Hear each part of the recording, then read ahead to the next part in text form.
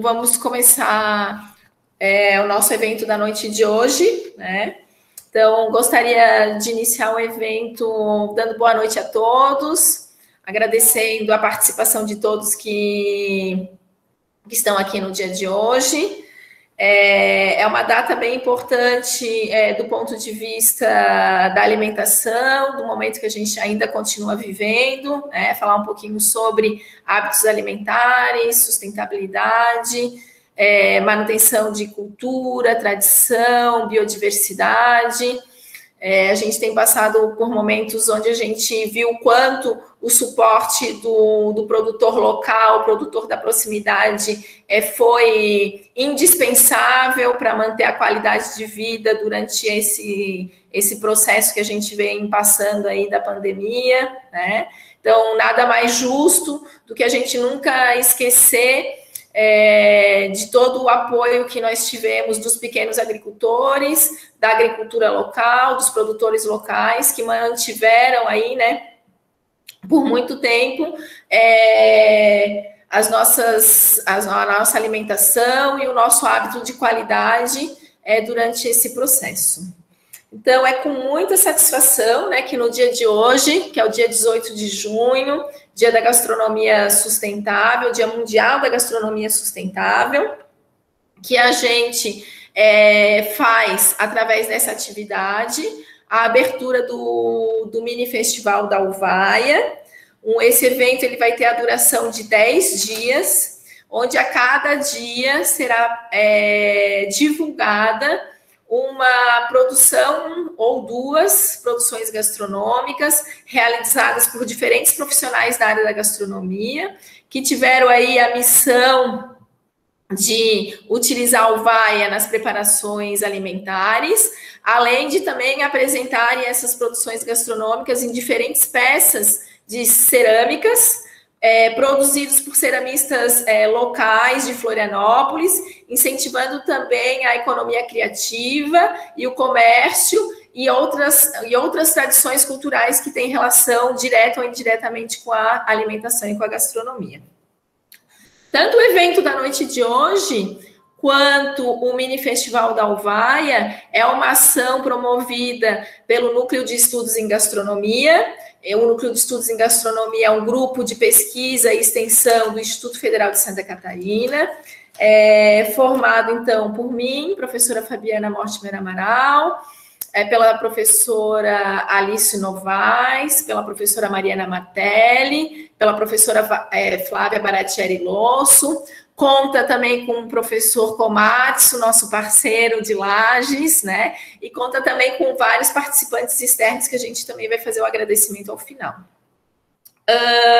O nosso grupo de pesquisa, ele tem como objetivo principal promover a utilização de insumos da biodiversidade e da cultura brasileira na alimentação. Isso faz com que a gente venha, por meio das ações do Núcleo de Estudos em Gastronomia, incentivar o fortalecimento da cadeia de produção agroecológica, de comunidades tradicionais e de pequenos agricultores, em especial os agricultores familiares. Esse evento, tanto na noite de hoje quanto no decorrer da semana, busca chamar a atenção para as nossas escolhas alimentares e todas as consequências sociais, né, positivas e negativas que possam vir a partir das nossas escolhas, tanto do ponto de vista da saúde, da qualidade ambiental, da distribuição de renda igualitária, da diminuição do desperdício de alimento, que são todas as pautas vinculadas à ONU e à gastronomia sustentável. A utilização, né, de produtos tanto locais quanto de produção agroecológica gera novas possibilidades de renda para as comunidades que são engajadas com o compromisso ambiental. A gente sempre tem que fazer essa reflexão na hora que a gente for fazer uma compra de um insumo alimentar, qual a consequência desse insumo para a minha saúde e qual a consequência desse insumo para o meio ambiente, né? Para fortalecer a cadeia produtiva de frutas nativas, quanto da biodiversidade da cultura, é essencial, né, que é uma coisa muito engraçada no Brasil, que é essencial que a gente conheça os nossos produtos e a nossa cultura, né? Então, esse evento e o dia de hoje tem esse objetivo, né, trazer à tona o conhecimento de uma fruta nativa, que é a uvaia, é uma fruta que tem grande potencial de geração de renda, é uma fruta que tem produtividade no estado de Santa Catarina, é uma fruta que, como vocês vão ver ao decorrer dessa semana, tem múltiplas possibilidades de utilização na gastronomia, tanto na forma da fruta in natura e congelada, quanto na forma da sua polpa já previamente processada, né? E a utilização desses insumos, principalmente das nossas frutas nativas, possibilita também, né, hábitos alimentares saudáveis. Então, é sobre essas questões que a gente vai falar um pouquinho. Então, no debate de hoje, nós vamos conhecer a nossa grande fruta, né, a uvaia, que na língua indígena quer dizer fruto ácido, né? Essa é uma das características dela, né, professor Komatsu? A sua acidez marcante, mas é uma acidez que a gente não encontra, né, em outras frutas. Ela tem um leve toque adocicado, é muito difícil, né? Alguém me pergunta, mas qual é o gosto da uvaia? A gente diz, um pouco cítrico, né? Lembra um pouco damasco, né? Tem notas um pouco florais, né? Ela é bem complexa do ponto de vista sensorial. E então o professor Komatsu, na noite de hoje, vai nos apresentar um pouco dessa fruta, né? O professor Komatsu vai nos mostrar as suas diferentes variedades, porque são muitas uvaias, né? A gente fala em uvaia, mas não é uma só, né? É um número muito grande de frutas. A empreendedora Daniela Carneiro vai nos falar um pouquinho, né, sobre a sua experiência, sobre o seu desafio, sobre a sua aventura na produção e comercialização de polpas. E o chefe Fabiano Gregório, vinculado ao movimento Slow Food, vai conversar um pouquinho sobre as potencialidades de uso das frutas nativas e especialmente da uvaia dentro da gastronomia.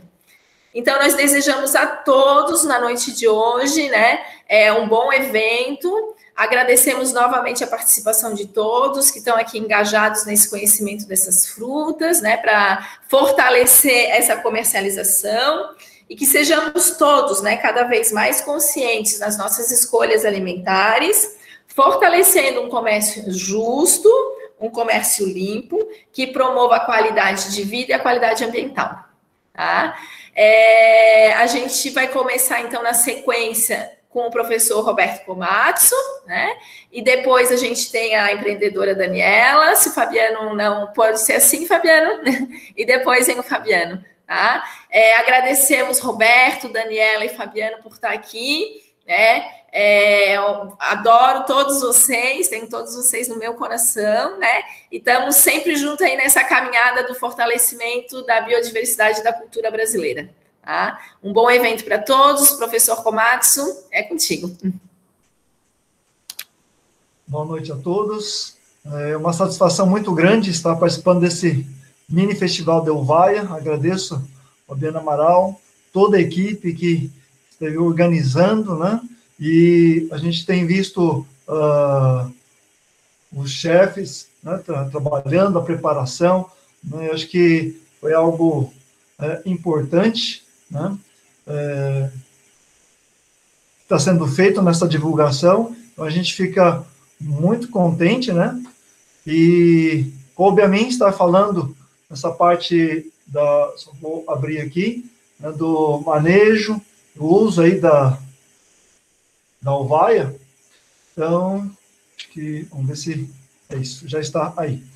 Então, como nós estamos no Dia Mundial da Gastronomia Sustentável, né, eu estou no meio aí para estar falando um pouco dessa parte agronômica e de manejo e como que a gente fez todo esse trabalho junto aos produtores, né?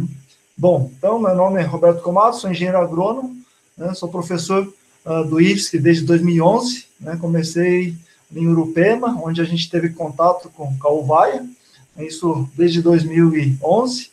A partir de 2015 estamos agora aqui no IFSC Lages, né, mas também continuamos trabalhando com essa fruta aí, que realmente, qual é a definição do aroma ou do sabor da uvaia, né? Para mim é uma pitanga com jabuticaba, desculpa, pitanga com maracujá, né? Mas realmente ela tem um gosto ímpar, tá? E todos aqueles que puderem experimentar aí ao longo, não só aqui, e vamos estar também divulgando aí, já está ali no Instagram, né, do produtor, que a gente tem acompanhado também aqui de Urupema com a uvaia. Bom, então, uvaia e suas formas de cultivo.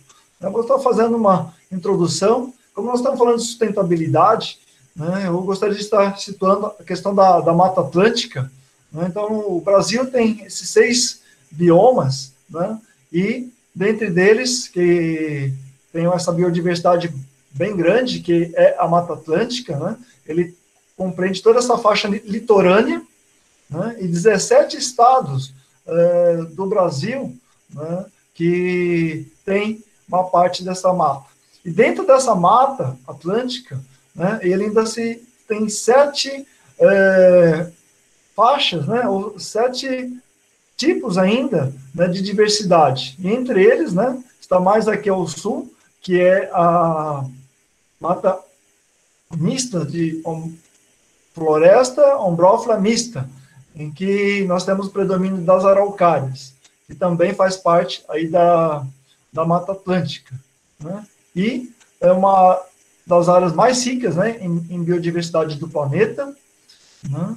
E 70% da população brasileira, tá, ela habita a área original, né, dessa Mata Atlântica. Então, é por isso que a gente quer fortalecer também, né, essa questão ambiental. E dentro dessa Mata Atlântica, não quer passar aqui, um pouquinho. Deu uma travada aqui. Bom, a gente quer dizer, vamos ver se volta aqui.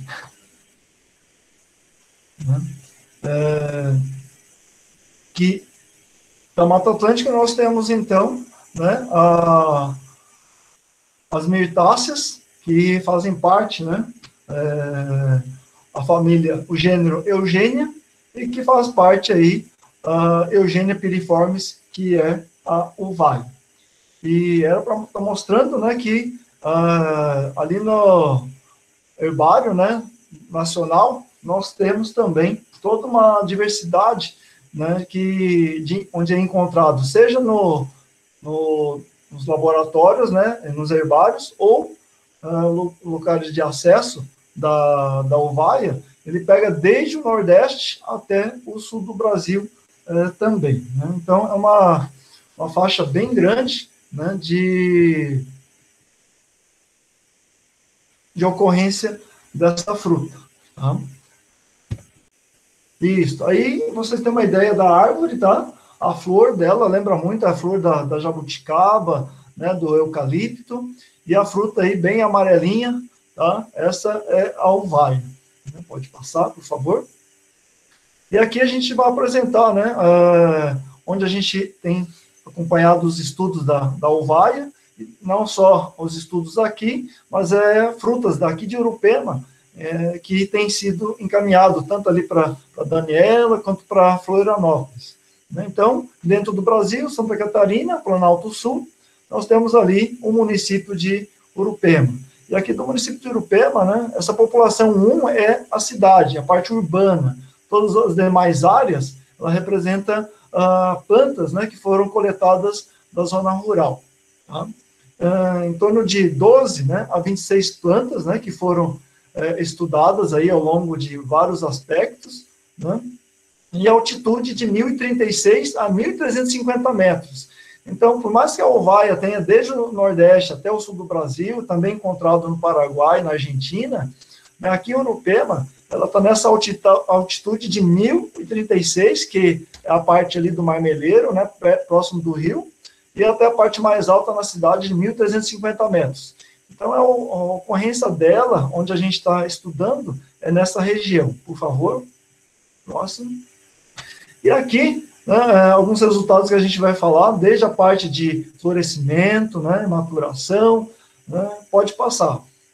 Então, aqui, o que a gente vai ver é que as flores, né, e a colheita dos frutos, a gente percebeu que, avaliando aqui 16 materiais, né, em amarelo clarinho, é quando a uvaia floresceu. Em laranjado, mais à direita, é quando a uvaia foi colhida.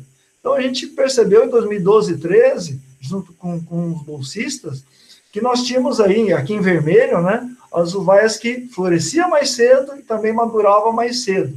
E alguns aqui embaixo, ó, ele floresceu mais cedo, mas acabou colhendo também um pouco mais tarde. E em verde, o destaque é as plantas que floresciam mais tarde e também colhia mais tarde, até meados de abril.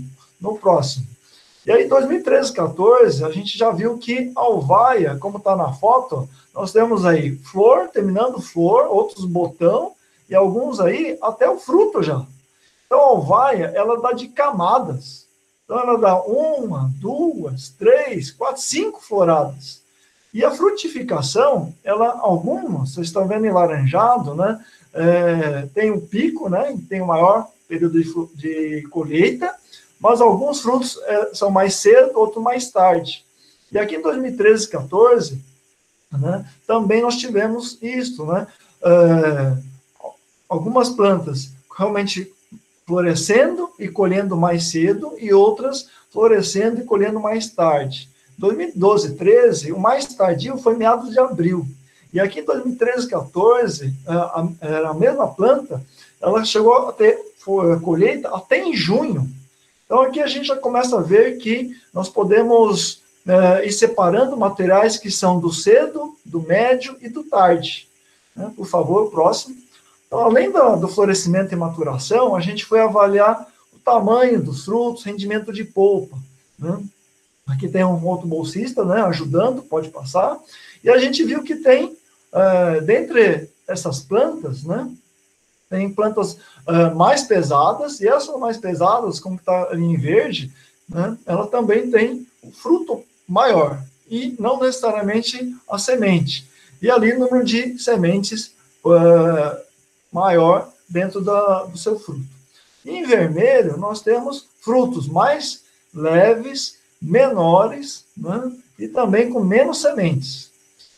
Então, a gente vê que essa diversidade também continua, não só em florescimento e maturação, mas também no tamanho de fruto. Em termos de rendimento de polpa, bem a última coluna ali à esquerda, a grande maioria esteve acima de 80% rendimento de polpa, e outros acima de 90%. Então, já pensando na indústria, a gente tem visto que isso é uma boa relação de rendimento de polpa. Por favor, o próximo. Além da fenologia e tamanho de fruto, rendimento de polpa, a gente também analisou composição química. Aqui, então, tem umidade, cinzas, acidez, vitamina C e 3 diferentes açúcares. Né? E algumas plantas, então, né, elas destaca aqui em vermelho, tá? Eles eram menos ácidas, né? E, além disso, né, menos teor de açúcar. Então, são frutas mais, assim, insossas, né? Pode-se dizer que algumas delas podem se destinar ao mercado in natura. Em verde, nós temos as plantas mais ácidas, né? Plantas também com maior teor de açúcar. Então, essa relação de acidez com teor de açúcar, né, ela já é mais equilibrada, pode ser para consumo, mas sendo mais ácidas também, o rendimento dela em suco, né, e para industrialização, ela vai ser melhor. Tá? Por favor. Então, aqui a gente deu todo um contexto de poder ir indicando, né, que algumas plantas podem estar indo mais para consumo in natura e outras para indústria. Além disso, a gente queria saber se, a nível de molecular, né, essas plantas também são parecidas ou não. Por favor. E fazendo a análise das folhas, né, e fazendo o PCR, né, isso tá em moda, esse negócio de PCR por causa da Covid, nós fizemos PCR da uvaia. Né? Então, a nível molecular, a gente também conseguiu ver que existe uma separação genética entre elas. Né? Essas indicações em laranjado, tá? São 6 plantas, essas 6 plantas estão dentro da mesma propriedade, lado a lado, e molecularmente, uma delas ficou bem distante, né? Então, em termos de estar sendo parente, elas têm uma parente bem distante, e outras já ficaram mais próximas. Mas, mesmo assim, né, elas são distintas molecularmente. A gente está agora encaminhando um artigo onde nós vamos organizar as plantas pelo tamanho de fruto, pela parte de composição química e pela parte genética, e organizando, estamos já para escrever e publicar também, organizando todos esses 3 dados e como eles se separam. Ok? Próximo, por favor. Então, além dessa parte de estudos, né, mais acadêmicos, a gente... e tem mais um que a gente está recentemente fazendo estudos sobre a propagação. Então, a gente já está vendo qual que serve para qual finalidade, indústria, consumo in natura. Então, a gente está vendo a propagação, como multiplicar esses materiais. Agora, 2018, 19, 20, a gente está estudando o enraizamento de estacas. Por favor, o próximo. E aqui apareceu aqui alguns materiais, né, eles soltaram raízes, outros formaram calos. Então, a gente ainda está tabulando e vai escrever esses resultados de qual esses materiais de urupema, né, tem um potencial para ser um porta-enxerto, né, e poder servir aí, fazer enxertia também e multiplicar os materiais que a gente pode desejar mais aí. Por favor.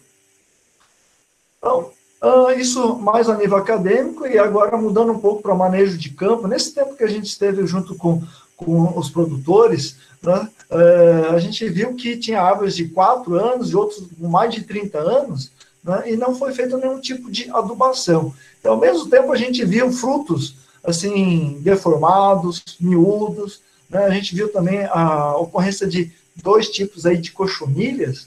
Então, a gente colocou 2 anos seguidos aí uma adubação orgânica, né, de 5 quilos de compostagem de aviário, mais 50 gramas de ácido bórico, visando aí a melhor fecundação e também uniformidade de tamanho de frutos. E os produtores começaram a perceber a melhoria na qualidade também desses frutos aí ao longo do tempo, e também, né, o desaparecimento gradativo das cochonilhas, porque a gente começou a equilibrar os níveis de açúcares, né, dentro da planta com a adubação. Além disso, né, nós tivemos ali aparecimento de lagartas, né, em algumas plantas, e aí recomendamos o uso de PEL, que é Bacillus thuringiensis, é um controle biológico para a lagarta. Na uvaia, em algumas plantas também, apareceu essa ferrugem. Essa ferrugem é muito típica na jabuticaba, né? E é bem amarelinho, bem característico, e em algumas plantas também ocorreu. Aí recomendamos a Caldas focals, por favor. Além disso, tivemos outras ocorrências aí de broca. Essa foto parece uma cachoeirinha ali pendurada, tá? Ali são restos, né, de broca, são larvas de besouros que entram na madeira. Isso aqui nós tivemos 2 plantas das 26 estudadas que tinham ocorrência dessa broca. Aí recomendamos também a injeção, né, de inseticida na madeira para controlar.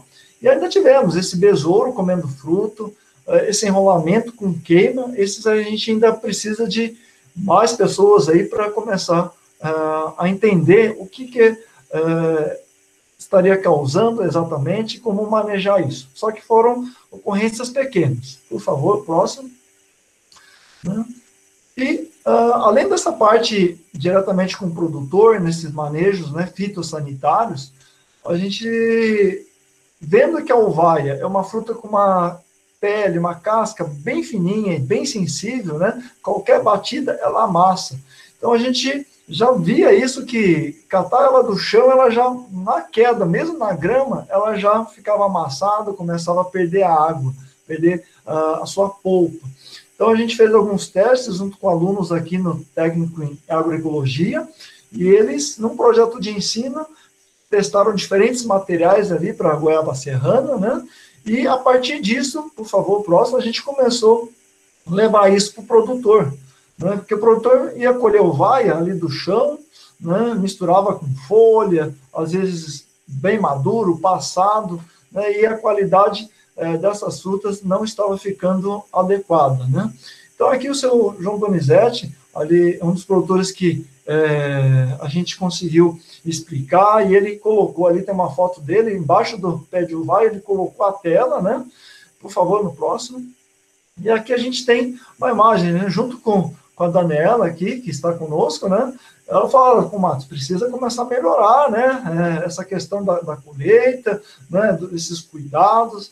E no começo, como está em vermelho aí na parte de cima, né? Vinha misturado não só frutos verdes, mofados, maduros, e aí juntava, chegou a colocar em pacotes de 2, 3 quilos, e aquilo ficava, embolava, né? E quando você descongelava, ficou bem complicado. E aí ele tentou vender, né? A gente estava incentivando ele a comercializar, e aí o mercado estava assim, 2, 3 reais, né? Porque é o que tinha.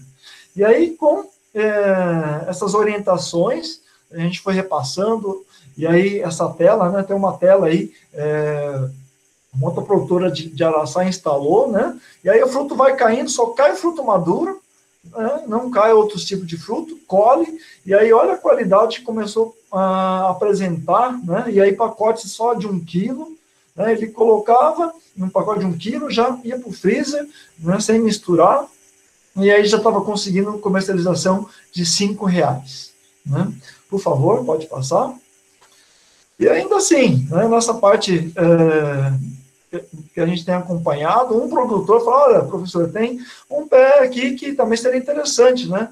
A uvaia geralmente é formato oblongo, né? Um pouco achatado e ela aí mais comprido na horizontal. E aí apareceu essa uvaia no formato de pera.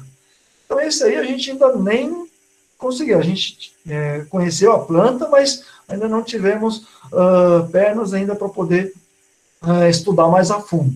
E um outro produtor já falou que tem uma uvaia arroxeada aqui em Urupema também. Então, existe bastante coisa ainda a serem estudadas. Por favor, pode passar. Então, gostaria de agradecer. Aqui tem foto de vários produtores que nos têm acompanhado, né? A gente tem trabalhado junto com eles toda essa parte da adubação, das telas, né? Desse pós-colheita. Então, são realmente uma gratidão a cada um desses produtores. A gente já tem orientado, né, para alguns deles também se preparar para o ano que vem, né, a coletar, armazenar e aumentar o volume de comercialização de uvaia. E a gente quer realmente, cada vez mais, eles se engajem nessa questão de diversificar e aproveitar as frutas nativas que estão na propriedade deles. Pode passar. E aqui, além mais alguns produtores, gostaria de agradecer ao IFSC, que tem dado todo esse aporte, né, de incentivo, para que a gente, desde 2011, 12, e até hoje, continua a fazer esses estudos, não só os estudos, mas também essa divulgação, né, e todo esse trabalho de pesquisa, de extensão. Agradeço também ao NEAPLAC, né, que é o Núcleo de Estudos, né, de Agroecologia e Agrobiodiversidade do Planalto Catarinense, onde eu faço parte aqui, ao Núcleo de Estudo em Gastronomia, que é uma parceria desde 2016, que tem sido muito positivo, em pensando, né, não só aqui no produtor, esse processamento, essa transformação, e chegar aos chefes e também aos consumidores. Por favor, próximo. E aqui, gostaria de deixar essa frase, que o desenvolvimento dessa cadeia produtiva da uvaia, né, passa para as pessoas, pelo ambiente, pela pesquisa, e volta também para as pessoas. Então, aqui, falta de mais alguns colegas que têm ajudado, a professora Ana Vec, o pesquisador aqui da EPAG, na parte molecular, os bolsistas, tem um grupo ali do NEG também. Então, era essa parte que eu gostaria de compartilhar com vocês. Estamos à disposição, somos uma instituição pública, né? Então, fazendo essa devolutiva é importante para vocês. Tem meu contato ali no Instagram, se querem fazer outras perguntas, fazer novos contatos, novas parcerias.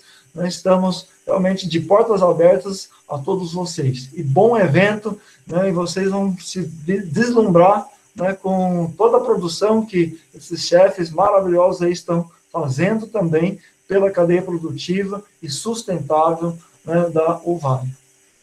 Muito obrigado.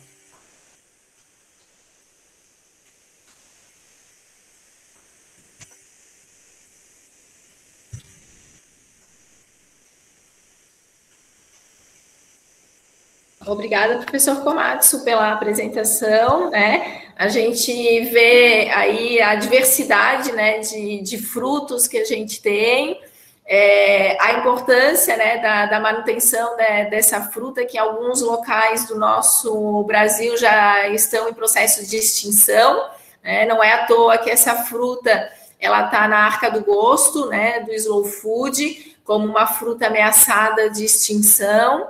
E essa promoção do conhecimento da fruta e das suas variedades, tanto do ponto de vista da pesquisa, quanto do ponto de vista do auxílio ao produtor, para que ele tenha frutos de qualidade, né, Dani? É imprescindível para que a gente possa realmente fortalecer a cadeia de comercialização e dar o seu devido valor social, produtivo e de geração de renda que a Uvaia tem dentro das possibilidades. A Dani vai falar um pouquinho sobre isso, né, Dani?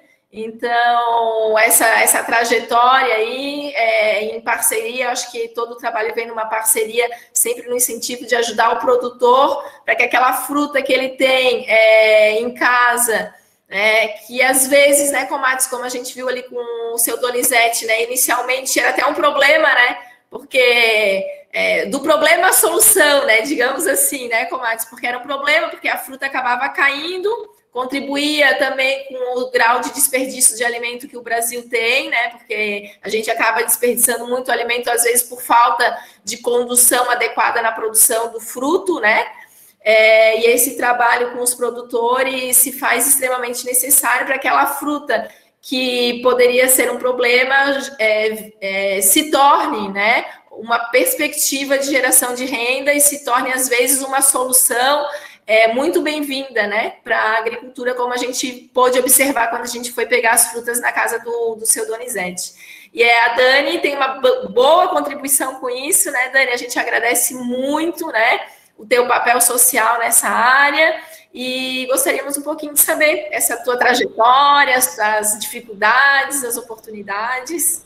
Bem-vinda, Dani, obrigada. Muito obrigada. É sempre uma grande felicidade estar ouvindo a Fábio, ouvindo o Komatsu, essa história do IFSC, que é tão bonita, né? Dentro dessa vida da serra, né? Das minhas primeiras lembranças de Uvaia, vinha de uma história que dizia assim, olha, passei hoje no portão da Lavoura Velha e tem fruta lá na uvaieira, tem fruta, tá muito gostosa. Eu dizia, tá, e cadê uma para mim? Aí o pai dizia, não, uvaia não dá para trazer nos bolsos que nem butiá, você tem que ir lá buscar. Uvaia tem as suas delicadezas, né? Então, não é aquela fruta que você traz do mato para compartilhar com quem está em casa. Você traz a história. Quando você traz essa história, você instiga, né? Eu não lembrava muito do sabor da uvaia, mas eu lembrava muito do aroma dela, porque eu sempre achei ela muito mais cheirosa do que gostosa. Aquele pé de uvaia lá da fazenda do meu pai era um pé meio... não era um pé bonito, não era muito produtivo, mas quando tinha fruta, a gente identificava de longe. Então, para mim, quando o professor Komatsu começou a falar de uvaia, a minha memória se remetia a isso. E quando a gente fala de alimento, eu acho que a gente está falando muito dessa memória afetiva, né? Dessa condição de o que esse alimento vai trazer para a gente, né? Vai trazer junto com ele nutrientes, mas vai trazer a relação que a gente tem com as pessoas, com os lugares, né? Então, eu comecei a também me desafiar a fazer alguma coisa com essas frutas que eram aí motivo de muita empolgação do professor, de muito estudo, e é um desafio, porque é um pequeno fruto, é muito delicado. As nossas primeiras experiências aí de coleta dela, não vou dizer que são traumáticas, mas são enigmáticas, porque às vezes vinha uma pessoa com um pacotinho cheio de uvaia, e que na empolgação catou um pacotinho e jogou as uvaias dentro, e jogou para dentro do freezer. E daí, quando a gente olhava para ele, ele estava segmentado em frutas sobreviventes, uma parte de frutas amassadas e uma parte de caldo já resolvido ali embaixo. Então, assim, era muito complicado de trabalhar com isso, né? E a gente começou a brincar aqui, tudo bem, a gente vai ter que pensar nessa capacitação, porque a uvaia, como o morango, como a framboesa, como a amora, é um fruto que a gente vai ter que capacitar as pessoas de como colher. São boas práticas de colheita, para depois você pensar nas boas práticas de congelamento, porque a pessoa vai ter que estar com a mão muito limpa para fazer essa colheita. E como que vai acessar uma árvore de 4, 5, 10 metros de altura, né? Então, a gente aí já teve alguns desafios e o professor fez uma piscina de bolinha lá e vamos catar as bolinhas, né? Então, quando a gente viu no primeiro ano que apesar do estado de congelamento ser complicado, as frutas guardavam sabor muito interessante, a textura era legal, e o desafio era aquele: você vai trabalhar com butiá, você tem um carocinho, e a uvaia, às vezes, tem 4. Então, assim, é um sorteio, né? A gente acabou tendo que manipular ela na mão para tirar os caroços, para daí você fazer a polpa dela depois de descaroçada e de tirar aquela tampinha de mirtácea dela, né? Aquele acabamento que o professor vai saber o nome mais bonito para isso. Mas, enfim, que a gente começou a se desafiar para fazer dessa fruta um produto mais rápido, mais fácil do chefe acessar, da cozinheira acessar, porque se eu pego um punhado de uvaia para fazer um suco, é um desafio, porque a semente é bem complicada. Se você bater ela no líquido, ela vai amargar a polpa e vai virar uma confusão ali, porque apesar de ser uma semente, um carocinho, o liquidificador acaba ferindo ele, né? O senhor quer falar, professor Komatsu? Quer falar sobre esse caroço aí e a confusão dele? Não, é que as sementes realmente tem ali materiais que tem uma semente, tem outros com 2, outros com 3, alguns podem contar até mais, né? 4, 5 sementes menores. Mas eu vejo que uma das questões que a gente tem percebido é que, como tem outras perguntas ali, né, em relação à acidez, à doçura, a altitude aqui não interfere, né, é a planta, é a genética. Então, a gente vê que tem plantas que a tendência é ter 1, 2, e outras, é genético isso, já está no gene da planta ter 3, 4, 5 sementes. Então, tem que se buscar, né, pensando na polpa, né, associar também as sementes, associar também a rendimento de polpa, e qual você quer mais aromática, mais ácida, então a gente tem que buscar essas daí. Existe, então, todo um trabalho ainda a ser feito sobre melhoramento genético voltado para a indústria. a partir dessas plantas aí que a gente tem, ou muitas outras aí que virão. Sim. Como a gente ainda está conhecendo a fruta, né? Muita gente conhece história, mas não consumiu a fruta. Eu vejo isso quando eu ofereço ela no comércio. Tem muita gente que nunca viu. E às vezes as pessoas experimentam e dizem: ah, é butiá? Butiá diferente? Tipo, tá, o butiá já está mais conhecido, mas a uvaia está longe. Mas esse eu acho que é o maior charme dela hoje. Quando eu apresentei para alguns chefes em São Paulo que trabalham aí com restaurantes estrelados, aí muito bem conceituados na gastronomia nacional, eles se encantam com a uvaia. E daí a gente vem para o segundo problema. Depois do encantamento, cadê a quantidade, né? Cadê a nossa produção? Então, hoje a gente ainda tem poucos produtores. Tem muita gente que tem uvaieira em casa. Agora, quem realmente coleta a fruta com qualidade para processamento, aí já é pouca gente. E outra, que a fruta ocupa um espaço grande nesse congelamento. Então, a gente teria que estar com uma engrenagem melhor de comércio. E nesse caso, nesse último ano da pandemia, aí, 2020, para mim foi bem complicado. Então, eu também deixei de comprar de algumas pessoas que tinham, e a gente descontinuou o processo que a gente estava trabalhando já. E fui pega em algumas situações que não deu jeito. Mas uma coisa que foi legal foi que algumas pessoas conseguiram vender essa fruta para o PNAE. Porque uma das coisas que a gente sempre bate como rede de agroecologia é que essas frutas, que são frutas nativas nossas, elas deveriam estar nas merendas escolares, elas deveriam estar no costume das pessoas de consumir. Porque às vezes eu vejo as pessoas falando: a gente faz suco de morango, faz suco de amora, tá, e tu não faz um suco de araçá? Tu não faz um suco de uvaia? E daí vem, e a disponibilidade dessa fruta? Beleza, a gente ainda não tem disponível, mas é assim, ó, quando é safra, tu faz, muitas vezes as pessoas dizem: a gente não faz, tem muito caroço. Bom, tem caroço, é verdade, só que a gente também tem que se esforçar um pouquinho para procurar o que a gente tem de opção natural, porque se já está nesse solo, está nesse bioma, está nesse território, ele é um alimento importante para quem habita esse território. Então, essa é uma relação com a sustentabilidade que a gente precisa lembrar.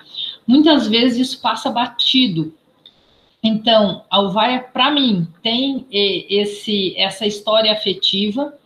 A gente chegou nesse produto que hoje eu comercializo, que são polpas de frutas, por conta desse contato com o professor Komatsu, e hoje eu vejo que a gente não deu um passo a mais, porque realmente a gente não tem esse lastro de cadeia resolvido. Nos falta mais produtores e mais industrializadores.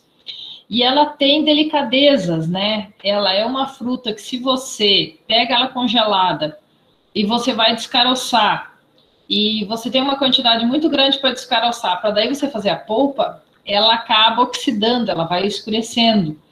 Então, aqui o combinado é o seguinte: vamos fazer polpa de fruta? Beleza. Então, alguém está descaroçando, para o segundo alguém já está fazendo a polpa, e se não tiver um terceiro alguém, uma dessas duas pessoas para o que está fazendo e já vai embalar.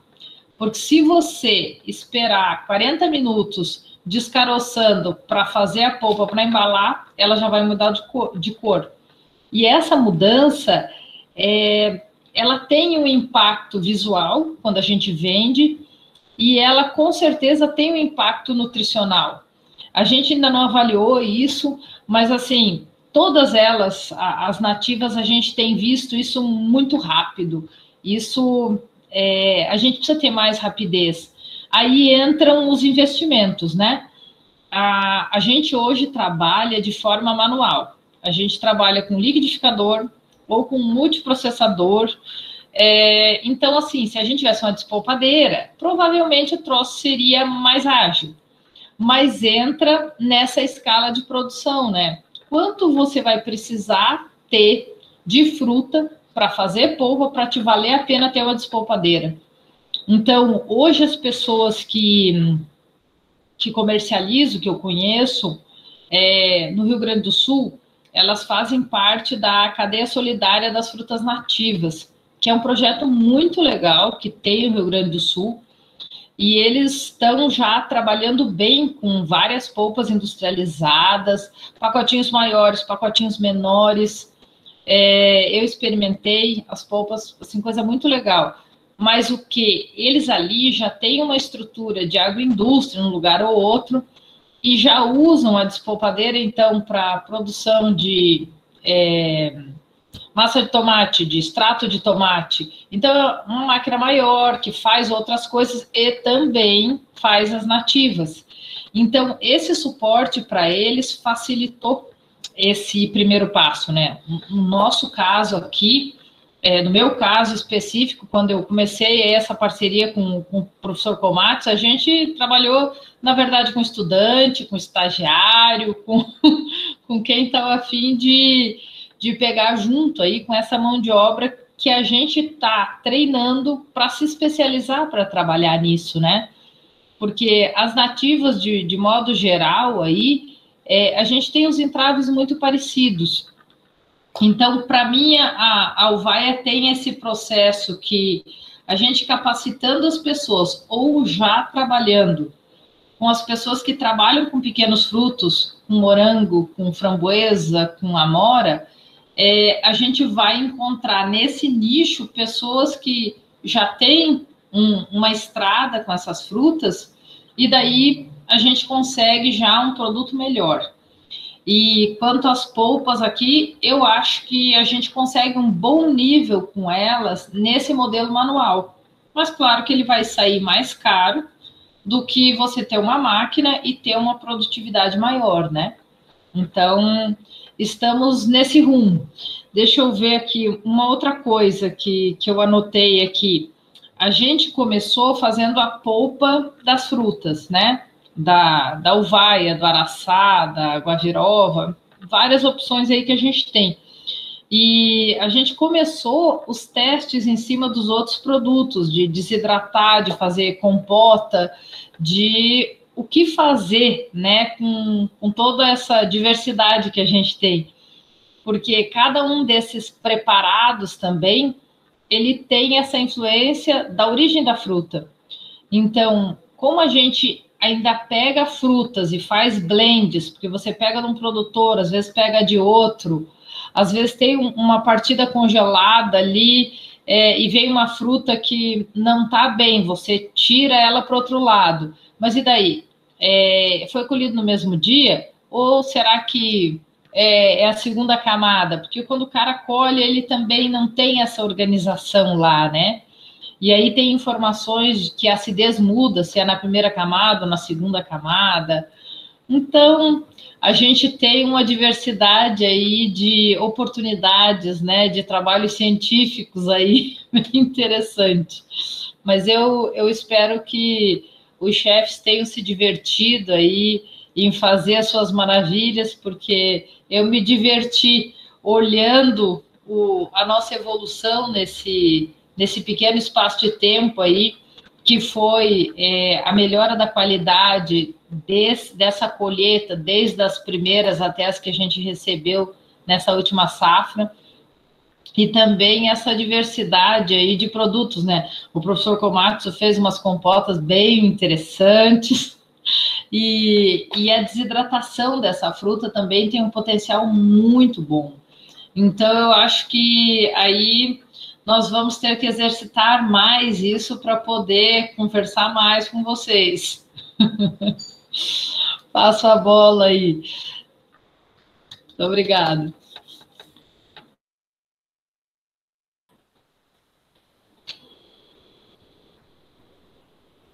Obrigada, Dani. Esse papel que a Daniela tem feito, né, nesse desafio, né, Dani? É um desafio, né, trabalhar com o mercado das frutas nativas, porque, como ela falou, é um espaço que não está construído, né? Então, todos aqueles que vierem, né, irão contribuir muito com essa construção desse espaço e dessa cadeia. É muito mais fácil, né, trabalhar dentro de um mercado e de uma cadeia produtiva que já está implementada, que já está solidificada, né?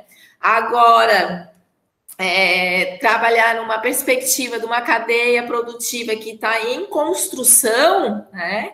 É uma outra dinâmica, né? Que é o que a gente fala do comércio justo e do comércio limpo, né? Que além, né, de trazer as questões vinculadas à comercialização e geração de renda, trazem também à tona toda essa característica de preservação ambiental, de fortalecimento de uma cadeia que não é aquela formada onde as mídias, né, já são dadas, né? Então, é numa perspectiva de uma cadeia que está em formação, e aí é o desafio, e aí é o grande amor no processo inteiro, né, Dani?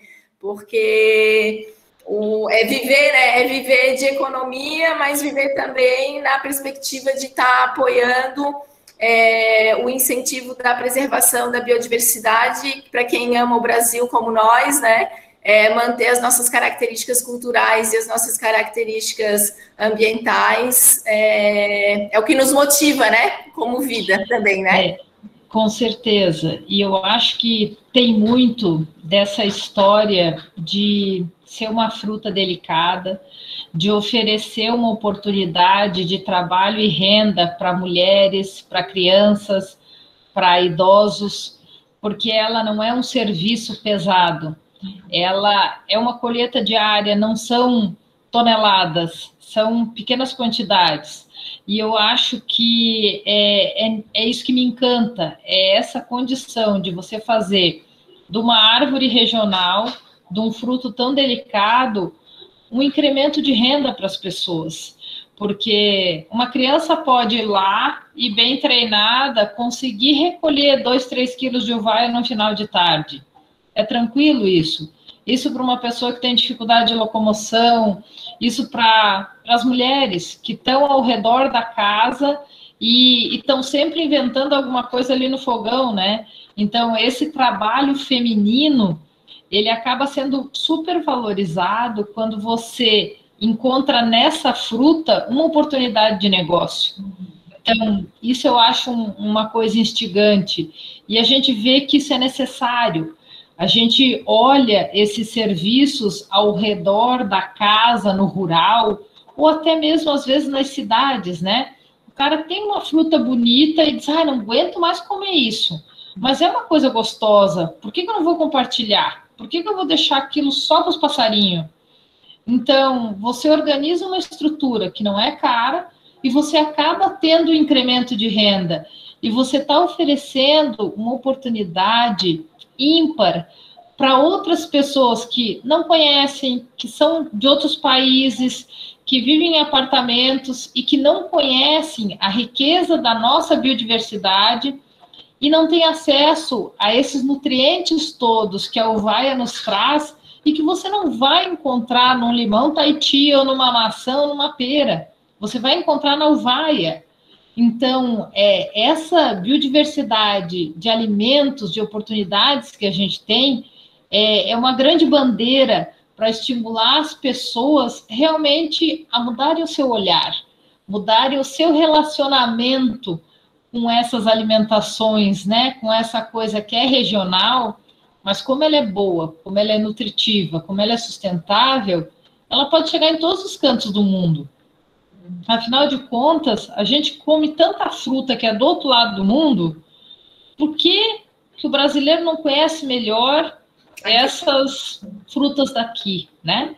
Então, eu acho que é uma oportunidade maravilhosa da gente trabalhar, e ainda mais com esse grupo aí, que eu acho que tem sido, assim, muito, muito gratificante. Eu acho que o IFSC está sendo, assim, muito competente com esse papel de democratização e de participação nessa nossa área da Serra aqui, que está se integrando tão bem com o litoral, com a gastronomia. Eu acho que o IFSC está de super parabéns. Fico super feliz de fazer parte da turma.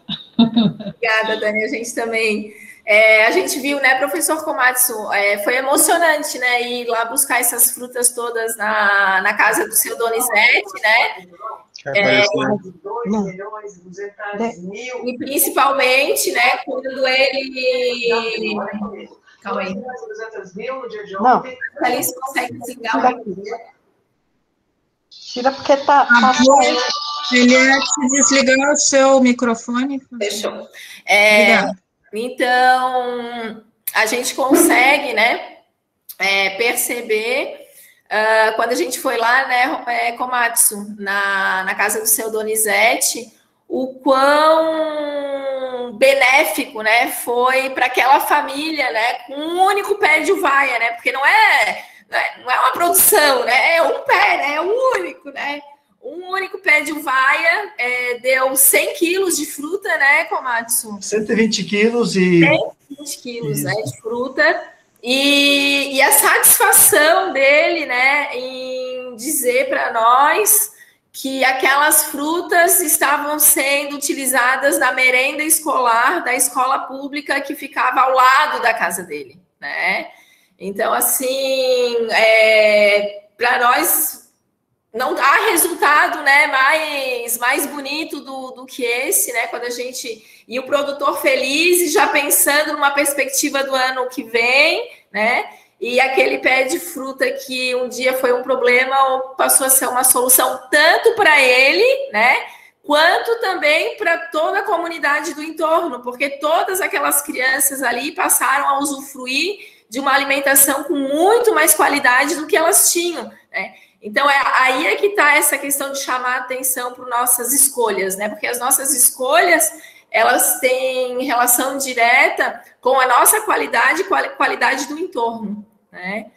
E um pouco é isso, né, Fabiano, que a gente vai falar, né, sobre as nossas escolhas na parte da gastronomia, que ainda também é um caminho árduo, né? Também não está construído, né?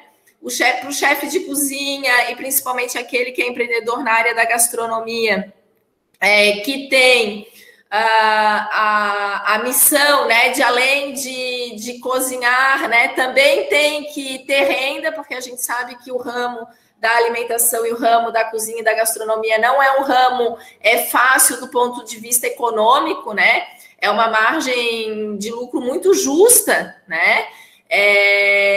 E às vezes, infelizmente, né, esse profissional ele não tem tempo, né, disponível para ir atrás da cadeia. Não que ele não queira, mas as questões e o mercado posto e o mercado dado convencional, né, está muito mais fortalecido, né, do que aquele mercado do pequeno agricultor. Seja ele por incentivo público, né? Seja ele por incentivo privado, né? E seja ele também pelas nossas escolhas, né? Então, que a gente repense, né? Que nem toda facilidade, né, gera qualidade, né? Às vezes a gente precisa. E também o nosso papel enquanto instituição pública de pesquisa, que foi o que a gente fez durante esses 10 dias, entendendo que para a área da gastronomia e para o profissional da gastronomia que precisa, né, manter o seu negócio, principalmente no momento de pandemia que a gente ainda está vivendo, né, e também começa a ter esse compromisso, né, social nas suas escolhas. Nosso papel enquanto servidor público e pesquisador de disponibilizar e acessar o conhecimento dessas frutas para esse profissional se faz de maneira imprescindível, né? Então, é um pouco disso que a gente fez nesses 10 dias. O Fabiano participou um pouco desse trabalho, né? Obrigada, Fabiano, por estar aqui hoje, né? Sei que está sendo um momento um pouco mais complicado do que aquele que a gente queria estar passando, mas obrigada pela tua participação. E obrigada também pelo todo o teu envolvimento nessa cadeia de incentivo à utilização dos insumos da cultura brasileira dentro da gastronomia.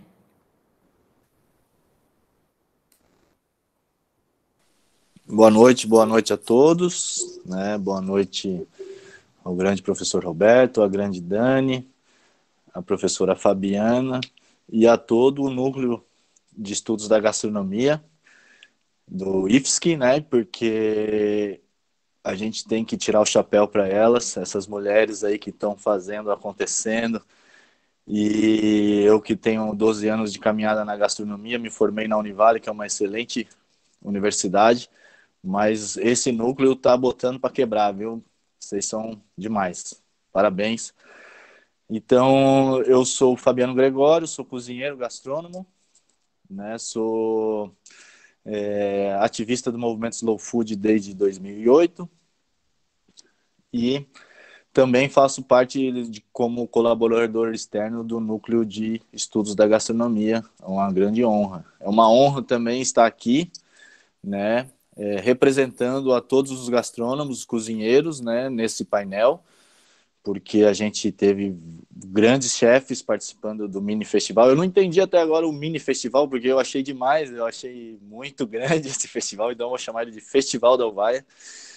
E então é uma honra estar representando os gastrônomos nesse painel, com muita informação, né, da cadeia produtiva, com muita informação de quanto valoroso é esse trabalho, né, que começa desde a produção, desde os extrativistas, até chegar aqui no grande centro, no caso, o litoral catarinense. Vou começar falando um pouquinho só do âmbito do Slow Food, para quem ainda não conhece. O Slow Food é um movimento internacional que está em mais de 150 países, né? Ele está distribuído em comunidades do alimento, né, nesses países. E são vários fundamentos e filosofias, né, que acompanham. É muito engraçado, quem se junta ao Slow Food se encontra com várias pessoas que pensam do mesmo jeito. Então, muitas pessoas já são slow e depois, quando encontra o movimento, se sente abraçado, né, com várias iniciativas, várias produções, várias histórias para ser contadas sobre o alimento. E o Slow Food tem vários projetos interessantes. Para quem quiser conhecer, tem um site slowfoodbrasil.com.br. E eu vou falar de dois só, porque se a gente tem que ter umas 2, 3 lives para falar do movimento todo. E eu quero chamar a atenção, a professora Fabiana já falou um pouco ali da Arca do Gosto, né? Que é um projeto maravilhoso do Slow Food, e também dos princípios da ecogastronomia, da onde eu, como chefe do Bijagica Ecogastronomia, tento valorizar as práticas e educar, né, a palavra certa, o consumidor. Porque o consumidor só vai começar a consumir esses produtos da nossa sociobiodiversidade a partir do momento que ele vai ser educado, né, esse consumo.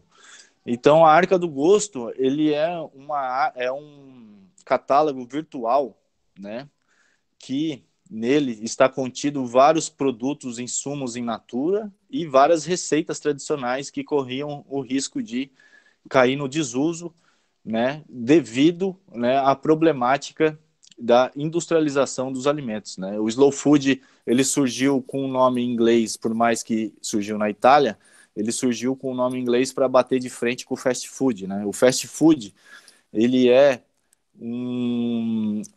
padronização do sabor, vamos dizer assim, né? Ele entrega, as redes de fast food entregam alimentos padronizados, né? Você come um alimento aqui e depois você vai comer o mesmo alimento lá na China. Então esse alimento, ele não tem uma carga cultural, ele não tem uma história para ser contada. E com isso, essa padronização foi aumentando a industrialização, né, na cadeia produtiva dos alimentos. Então a Arca do Gosto, ela serve para catalogar esses produtos que caíram no desuso justamente pelo advento dos produtos industrializados. Então, hoje em dia, o fast food, ele tem um olhar muito para o público jovem, né? Então, esses públicos jovens acabam preferindo consumir produtos industrializados e perde o interesse daquela comida da avó, da comida tradicional, da comida local, né? Então, A Arca do Gosto ela surgiu nesse sentido, né, para evitar a extinção de alimentos in natura e também de técnicas e receitas. E o Brasil, eu participo desde do início ali do início não, mas desde 2008 eram apenas 27 produtos inscritos na Arca do Gosto.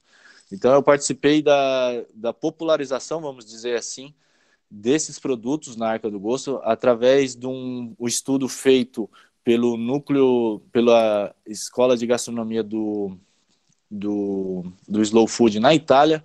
Foi feito um livro em 2018, né, já nesse livro já tinha mais de 300 insumos, ou seja, já deu um salto, né, de biodiversidade na Arca do Gosto.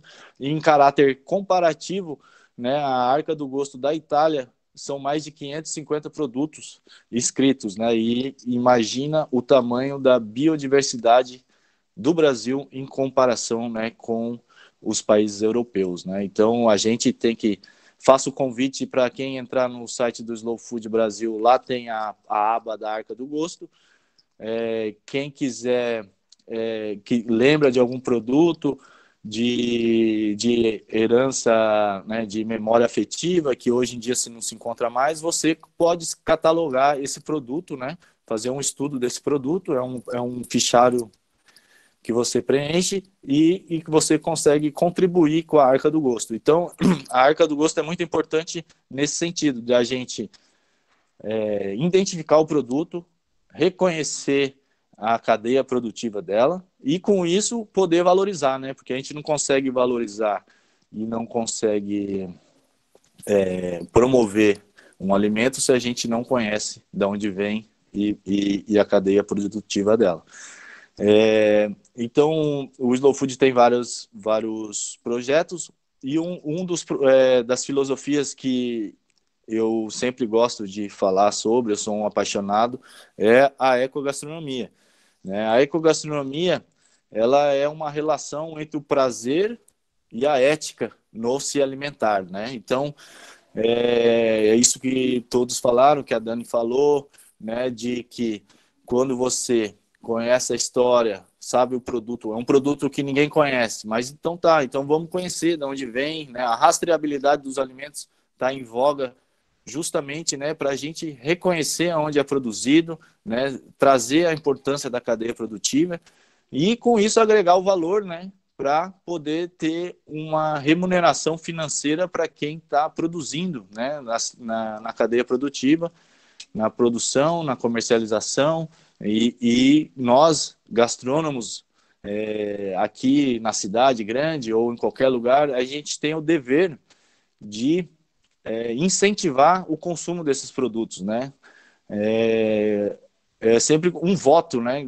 Mais ou menos você fazer a comparação do voto, né? A pessoa que vai no supermercado e escolhe um produto industrializado, ela está dando voto para essa empresa, né? Está dando a confiança dela em forma de remuneração para ela continuar fazendo esse produto, né? Então, quando você fala sobre um produto da agricultura familiar, um produto da sociobiodiversidade, assim que você adquire ele, começa a estudar ele, vê as possibilidades, né, de todas as receitas, nós gastrônomos, você consegue dar esse voto de confiança para a cadeia produtiva e manter essa cadeia forte, né? Em relação à uvaia, eu conheci ela, eu tive bom saber que o professor Roberto, na sua fala, disse que são várias variedades, né, de frutas, e eu vou ser honesto em falar que a primeira vez que eu tive contato com a uvaia, eu achei ela insossa, né? Eu estava ali naquele mundo do araçá vermelho, no mundo do butiá, frutas fortes, da gaviroba. E daí, quando me apresentaram a uvaia, eu falei, né, deu aquela desanimada. Mas eu acho que é em relação a essa tipo da fruta, porque nesse segundo momento, quando eu fui convidado para participar do mini festival, quando eu tive acesso à fruta in natura congelada e a polpa, nossa, daí eu vi o valor dela, sabe? Não sei se é aquela coisa também, né, de que quando você experimenta um alimento novo, você tem que ter ali umas 10 experimentações para você falar que gosta ou não gosta, né? Isso eu sempre falo pro meu filho, que tem 7 anos, quando a gente dá um alimento, não gosto. Eu falei, não, prova 10 vezes antes, daí ele vai se acostumando, né? Mas essa minha relação com a Uvaia começou justamente com a cadeia solidária de frutas nativas do Rio Grande do Sul, os grandes parceiros lá, e atualmente no nosso espaço a gente tem a polpa da Uvaia disponível para quem está ouvindo a gente hoje e não conhece, pode dar um toquezinho na gente que a gente tem as polpas lá de 100 gramas que vem justamente desse trabalho que a Dani falou, desse trabalho organizado, né, que já tem um tempo, né, de maturação, né, porque se for ver o estudo do professor Roberto de 2011 para cá, não são nem 10 anos para organizar uma cadeia, né, então depende dessas pessoas empreendedoras e que gostam do assunto, como a Dani, para fortalecer a cadeia, né, e organizar esse acesso do consumidor e dos restaurantes, né, com a cadeia produtiva da Uvaia.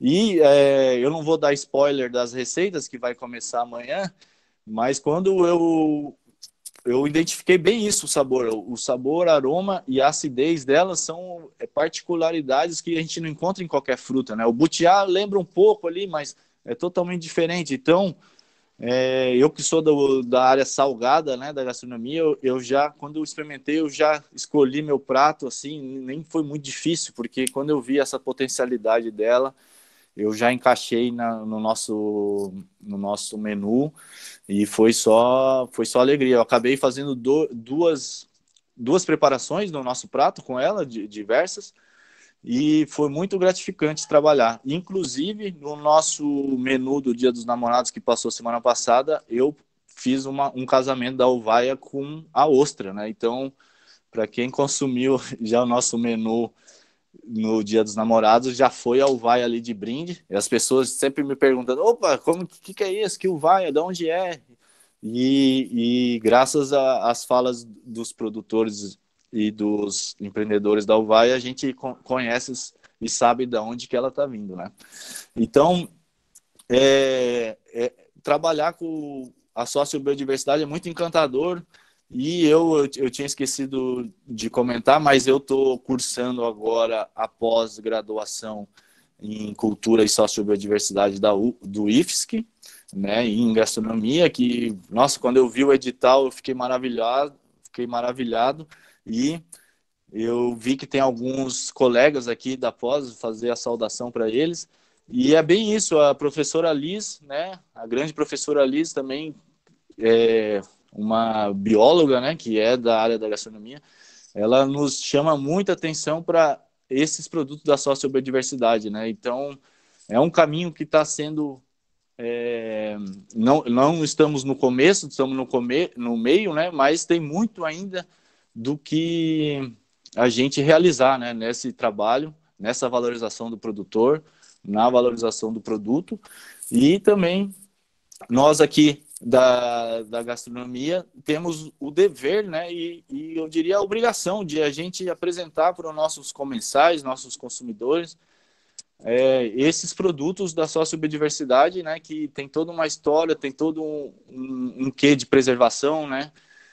A gente sabe que uma árvore em pé, frutificando, ela é mais benéfica do que derrubar a mata para fazer uma produção convencional, né, ou monocultura ou mesmo a pecuária. Então, fica aqui o meu muito agrado. Eu fiquei um pouco, né, depois dessas excelentes falas, a excelente fala da Fabiana, eu fiquei aqui com o dever de trazer algo novo, então eu trago um pouco da nossa experiência aqui da gastronomia e falar também um pouco que é possível. Com certeza não é fácil empreender na gastronomia, ainda mais nesses tempos, né, de incerteza na pandemia, né? Se você investe no seu restaurante, se você abre mais portas, se você gasta mais em equipamento, ou se segura e espera passar, né?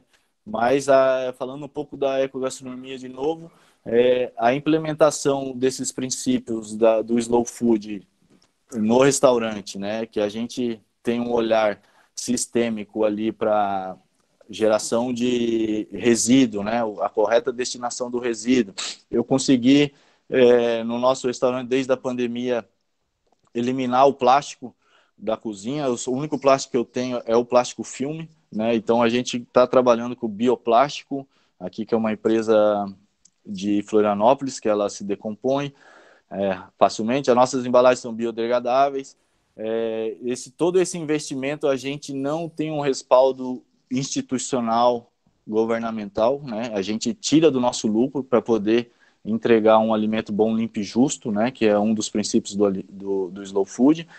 Então, é um trabalho meio que de formiguinha, mas essa live e outras coisas, né? Outros estudos, elas servem para um incentivo, né? De quem vai ouvir no YouTube, de quem está vendo agora, porque é possível, é um caminho possível, né? É um caminho que demora mais, trabalhar em cooperação demora mais, mas a entrega do produto, quando a gente entrega para o cliente, a satisfação nossa, sabe? Eu falo que é uma comida sem karma, né?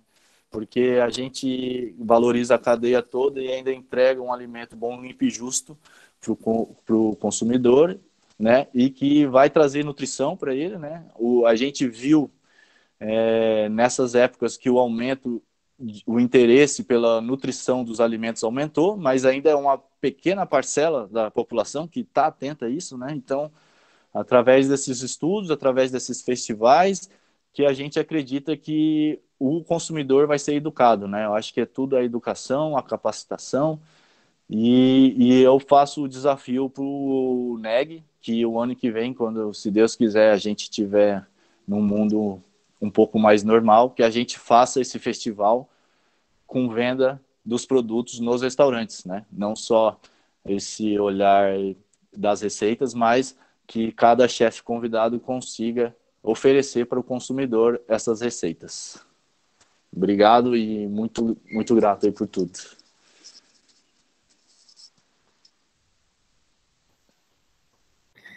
Obrigada, Fabiano. Obrigada pela tua participação, né? Tanto nesse momento quanto em tantos outros, né? Que a gente veio trabalhando. A gente está no terceiro evento, né? Do Dia da Gastronomia Sustentável. Tanto o Fabiano quanto o Komatsu e a Dani estiveram sempre, né? São os nossos parceiros aí, firme e forte na caminhada, né? Em prol da utilização da biodiversidade da cultura brasileira na área da gastronomia. E com certeza foi uma ótima ideia, Fabiana, adorei, né? Com certeza, ano que vem a gente faz como um tour, né? Foi uma ótima ideia colocar isso como no cardápio, né? Então, no próprio mini festival, e a gente, assim, Komatsu pode dizer aí para o seu Donizete que ele aumente a produção, porque em vez de meio quilo, nós vamos ter que entregar no mínimo 10 quilos para cada restaurante, né? Então, que ele, né? É isso aí, foi uma ótima ideia. Dani também pode aumentar a produção de polpa, acho que é assim, né? A partir de ideias inovadoras, né? A gente dá o início da linha e depois vai descarrilhando o anzol, né? Então, esse é o nosso papel, né? Quando a gente trabalha nessa perspectiva de formar cadeia, né? Novas ideias para empreender e gerar renda. Muito bom, adorei, Fabiano. É isso aí, ano que vem, desafio aceito. Obrigada, né, pela participação. E agora eu vou te botar um desafio, né?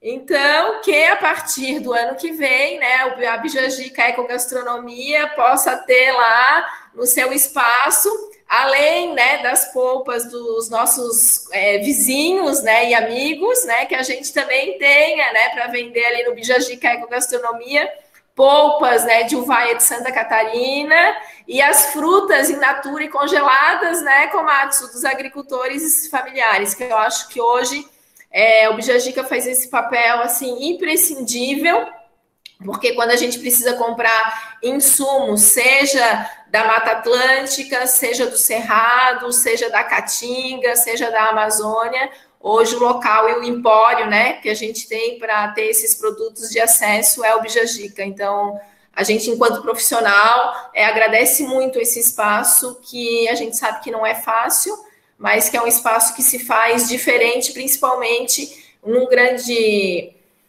centro, né, turístico, como é Florianópolis, que precisa fortalecer muito ainda a utilização desses insumos dentro da área da gastronomia.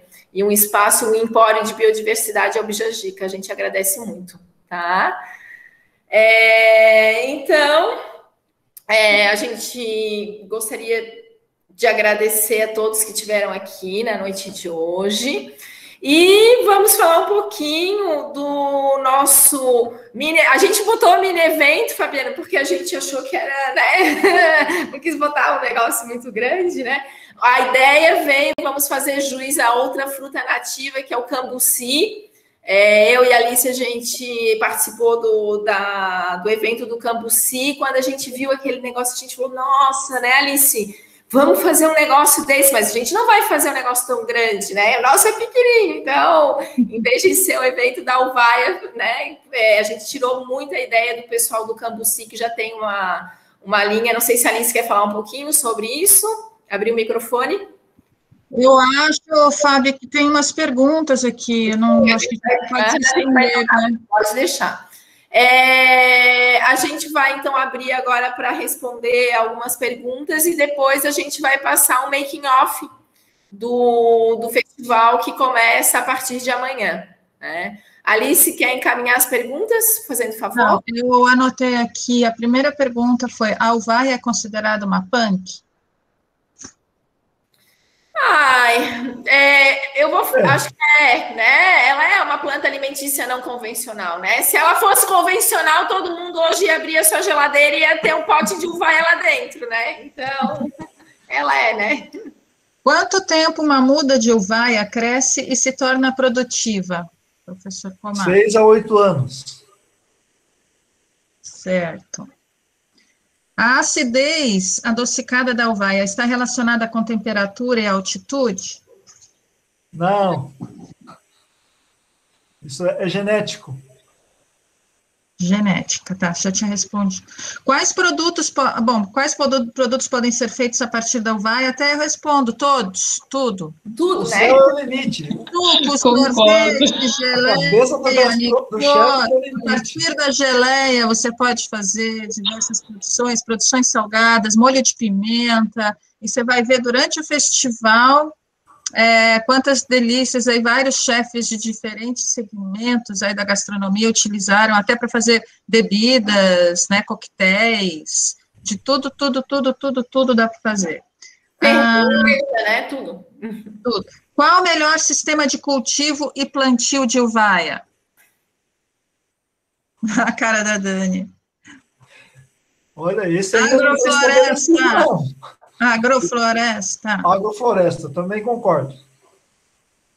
Já que ela é uma planta nativa, né, nada como mantê-la na sua forma mais natural e em consórcio com outras plantas nativas, né? E eu ainda diria que a agrofloresta é o ideal. Mas assim, para quem tem um pátio em casa, ela é uma planta ornamental maravilhosa. Ela é bonita, ela é simpática e ainda te produz essas bolinhas amarelas aí que vão fazer a felicidade. Então, eu acho que as cidades, essa história de você ter um jardim comestível é interessante também. Nossa, nem me fala, né? Tudo de bom. Deixa eu ver, depois aqui, mas uma pergunta insistente aqui, do professor Comate, sobre as diferenças entre a uvaia do Campo do Sul e a do Sudeste, né, da Mata Atlântica do Sudeste, e qual está mais avançada em relação a pesquisas? Gostaria de pedir a amostra lá do estado de São Paulo, mante congelada, para eu poder comparar. Eu não sei dizer. A gente está estudando, por exemplo, provavelmente o uvaia aqui de Lages já é diferente lá de Urupema. Quanto mais de São Paulo, né? Se tiver uvaia aí em Florianópolis, também ainda, como o chefe Fabiano disse, há uma diversidade muito grande ainda, que a gente não tem um padrão, não fala assim, eu quero uvaia ácida. Olha, eu não sei dizer, sim, de Urupema eu sei onde está, mas vai falar de Lages, de Otacílio, de Florianópolis, de Joinville, eles já vão ser, se você pegar polpa de uvaia lá do Rio Grande do Sul, que já estão fazendo polpa, suco e sorvete, já vão ser diferentes. Então, ainda tem muita coisa a ser estudada, né, a ser comparada, né, que, por exemplo, essa questão que a Dani colocou de que tem uvaia que oxida e fica escuro, e eu acredito que vai ter uvaia que vai demorar mais para oxidar. Agora, quais são? Nós precisamos ainda, tem uma caminhada muito grande aí a ser estudado também. Tá? Então, assim, eu não vou conseguir responder a pergunta da colega aí de São Paulo. O Dani quer falar, Dani? Eu já experimentei uma uvaia lá de São Paulo, e ela era muito maior do que essa daqui, e eu achei ela, de novo, muito mais cheirosa do que gostosa. Eu achei ela aguada, e assim, também pode ser tudo isso por culpa do próprio cultivo que ela estava sofrendo, se era uma adubação química, se não era uma coisa agroflorestal orgânica respeitosa, né? Então, além de todas essas diferenças genéticas, a gente ainda tem esse modo de produção da fruta, né? Mas hoje, do que eu experimentei aqui, as nossas da nossa região, nas polpas que eu fiz, modestamente, achei muito mais saborosa do que as que eu comprei do Rio Grande. E eu também comprei, e o que eu gostei de lá foi de uma partida de fruta que eu comprei. Eu comprei uns 80 quilos de fruta para fazer polpa, porque faltou aqui 2 anos atrás. E eles tinham 400 quilos de uvaia congelada. Eu vendo a polpa. Não, eu quero comprar a fruta. E eu gostei daquela fruta. Não consegui comprar de novo também, porque eles também não tinham a rastreabilidade do produto. Aí eu fiquei feliz, digo, não sou só eu, ainda estamos sendo incluídos nesse processo.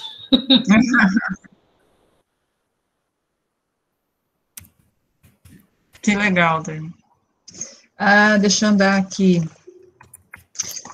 Qual o volume que tem disponibilidade? Acho que a pergunta para a Dani, assim, qual o seu volume, assim, de disponibilidade? É só sazonal, só regional?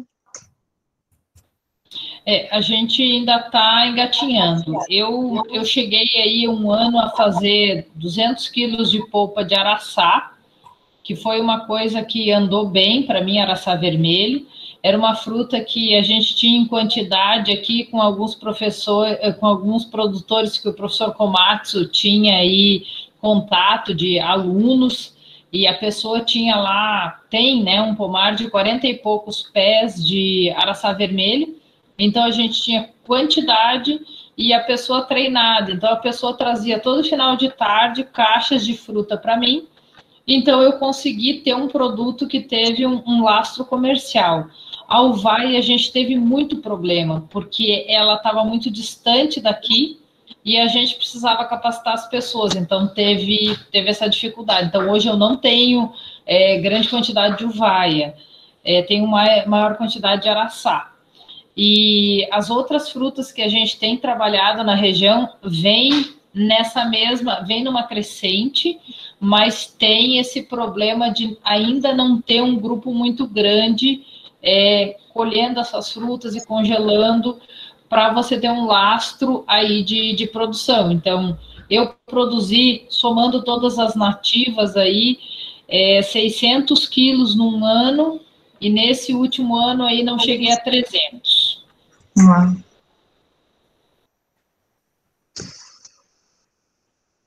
Obrigada, Dani. O professor Komatsu está fazendo uma pergunta, acho que para o Fabiano. É possível desenvolver aqui em Santa Catarina a cadeia solidária de frutas nativas? Não, foi o Dulcimar que perguntou. É possível desenvolver aqui em Santa Catarina a cadeia solidária de frutas nativas? Para mim a pergunta? Ou para a Dani. Eu acho que é mais a jogada dela. Nós, como gastrônomo... Já está fazendo, né, Dani? Como gastrônomo, a gente é um incentivador, né? E quanto mais cadeias... Não, é mais como na rede Ecovida, Slow Food... Sim, sim. Eu queria aproveitar que já que me deram a palavra, eu ia pedir desculpa, que eu preciso me ausentar agora, e falar a minha satisfação de estar todos com vocês. Agradeço. Eu deixei ali no chat meu contato, qualquer dúvida, ou quem queira conhecer o picolé de uvaia ou a polpa de uvaia, a gente tem lá, é só entrar em contato, tá bom? E um grande abraço para vocês todos. Vocês moram no meu coração. Fica bem, Fabiano. Um abraço. Esse grupo aí, né, que a gente vem falando e que seria o nosso movimento similar à cadeia solidária das frutas nativas, tem acontecido para nós aqui com o IFSC, e eu hoje faço parte da coordenação da Rede Ecovida aqui no Planalto Serrano. Então, a gente tem trabalhado dentro da Rede Ecovida essa preocupação com as frutas nativas e esse estímulo ao extrativismo sustentável. Então, várias pessoas têm uvaieiras em sua propriedade, em sua unidade produtiva, mas, de modo geral, as pessoas não consideram ainda ela como um alimento para venda, para comercialização. Então, eu tenho discutido sempre isso. Lá no caso do Rio Grande, esse movimento é resultado de alguns projetos financiados por várias entidades que acabaram formando esse coletivo que hoje trabalha com o processamento das frutas nativas e com essa entrega de um produto comercial, já com alvará, todo um rótulo reconhecido, tudo. A gente aqui ainda está um passinho atrás disso, porque, na verdade, esses projetos anteriores que trabalharam com economia solidária, a gente hoje tem o Conselho de Economia Solidária aqui na cidade de Lages, eu já fui conselheira, inclusive, eles não confluíram e não tiveram um objetivo em comum e não alcançaram esse produto que o Rio Grande conseguiu. Então, lá, eles conseguiram um engajamento muito melhor das comunidades, eles tiveram capacitação dos produtores e acabaram conseguindo um financiamento para máquinas, por exemplo. Então, eles compraram as despolpadeiras para trabalhar com as nativas e não funcionou, porque as peneiras das despolpadeiras vinham ou para um caroço muito grande, ou para um caroço muito pequeno, para uma sementinha muito pequena. Para as nativas não se adaptou. E o que eles fizeram? Eles tinham dinheiro nos projetos, eles construíram máquinas específicas, eles usaram telas específicas para que você tivesse uma boa produtividade com as nativas. Então, eles alcançaram isso através de financiamentos públicos. E um trabalho que não é um trabalho de hoje, com certeza são mais de uma década aí. Então, eu considero que a gente aqui, nessa união de esforços, tem conseguido bons resultados e é um momento que a população está muito sensível também a esse apelo de sustentabilidade. A gente, na Rede Ecovida, trabalha com certificação participativa e quando eu vou visitar as propriedades, eu sempre digo, gente, olha só, você tem um pé de araçá, um pé de uvaia dentro da tua unidade produtiva, vamos pôr ele ali na nossa lista de biodiversidade e de produtos que você vai levar para a feira. Porque assim, se você vai levar a tua cebolinha, a tua alface, você pode colher uma caixinha de uvaia, uma caixinha de araçá e levar para a feira. Porque isso, você vai sensibilizando o teu cliente. Você já tem um cliente que vem comprar a tua alface, a tua batata doce, a tua cenoura. E daí ele chega lá e vê uma caixinha de fruta. Oh, que legal! Ah, é a fruta da época. Poxa, leva só lá para os passarinhos ou só para você fazer um suco. Compartilha isso. E a gente tem visto que as pessoas estão comprando essa ideia. Às vezes eu converso com as pessoas, sabe, a gente tomava suco só de morango, agora a gente toma de araçá. Tem araçá no meu congelador. Digo, olha que legal, né? Por que você guardar só a uva ou só o figo para fazer o doce? De repente, você guardar uma fruta nativa dessa e levar uma geleia de uma fruta dessa para a feira é uma inovação. É uma oportunidade de você oferecer um produto diferenciado e que vai ser teu. Muitas vezes, os outros feirantes não têm um pé de uvaia do lado da porta. Então, essa oportunidade a gente tem sempre chamado a atenção dentro desses processos. E eu acho que é um trabalho que a gente brinca que é de formiguinha, mas eu acredito que ele está rendendo bons frutos. Eu estou feliz com os resultados. Tudo de bom, Dani. Nossa, maravilha. Eu acho que te pergunta isso, Fabiana, se quiser encerrar, quiser passar o... Você está com o microfone fechado. Alicinha, tiveram 3 perguntas que vieram depois e depois pararam. Acho que a gente atende essas aqui. Acho que eu vi que o meio que foram respondendo aqui, né? Não. Acho que eles foram respondendo entre eles aqui. Foi respondido, Fábio. Tá tudo respondido ali embaixo, né? Tá certinho. Uhum. Então, acho que é isso, né? Conseguimos atender as demandas. Eu acho que foi um evento bem gratificante do ponto de vista... A gente sempre fez ele presencial, né? E, às vezes, esses momentos de pandemia também nos abrem oportunidades, né? E essa oportunidade de a gente poder estar interagindo com tantas pessoas de locais diferentes fortalece o nosso compromisso também na disseminação do conhecimento. Então, foi um momento muito gratificante de todos aqui que participaram, tanto o professor Komatsu, o Dani, o Fabiano, a equipe do NEG, né, Alice, Flávia, os nossos colegas aí, professores do Instituto Federal estão aqui, nossos alunos, né, os atores sociais, né, interessados, né, tanto consumidores quanto produtores, a todos aqueles que dispensaram um pouquinho da sua atenção durante essa noite de sexta-feira, para nós aqui do Sul, uma noite gelada, né, eu estou aqui enrolada nas cobertas, tentando não passar frio, e a gente agradece muito, e a gente vai passar um videozinho bem curtinho, né, sobre o mini festival da Uvaia, que inicia amanhã, através do Instagram do NEG, neg.ifsc, e dizer que foi uma aventura, uma atividade que começou eu e o professor Komatsu, né, pegando o carro, né, pegando aquelas estradas e tirando foto. O professor, quer dizer, começou muito antes, né, muito antes, né, Komatsu, mas fomos lá, pegamos as frutas na casa do seu João, enchemos o carro de fruta, né?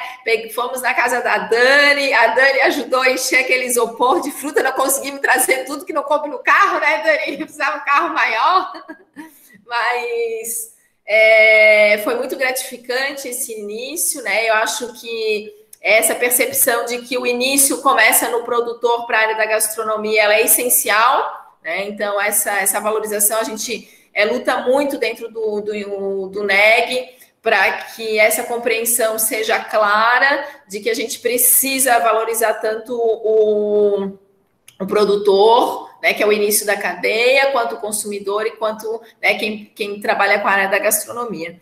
Então, esse evento começou com essa parte, depois foi um trabalho árduo, né, e assim, majestoso das colegas aqui, a Flávia, a Alice, a Mari, que montaram os kits maravilhosos, né? Os chefes foram 15 profissionais, receberam então esses kits com louças, receberam esses kits com a polpa e com a fruta, e a gente agradece muito todos esses profissionais que pegaram o desafio, né, de tentar desenvolver, né, uma receita com a uvaia e a qual será apresentado ao longo dessa semanada.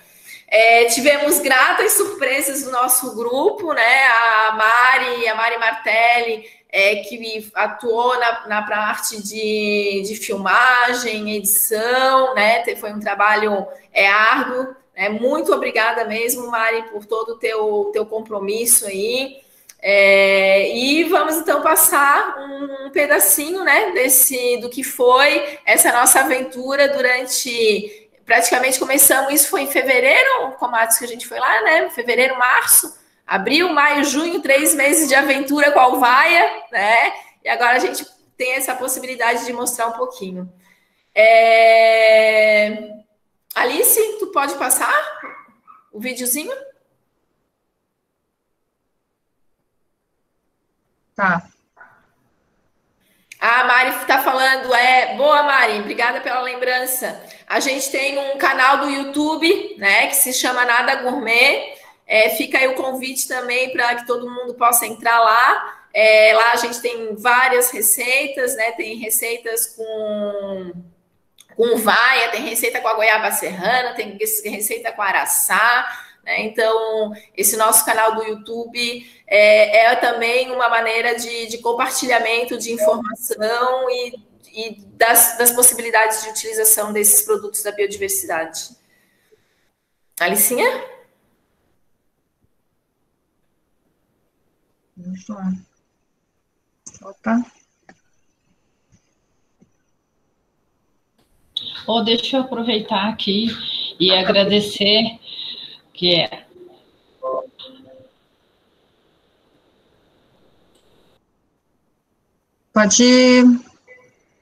Pode falar, Dani, que aqui o negócio está parado. Eu não nominei as meninas, mas a Alice também tem sido uma companheira maravilhosa aí nessas descobertas doces.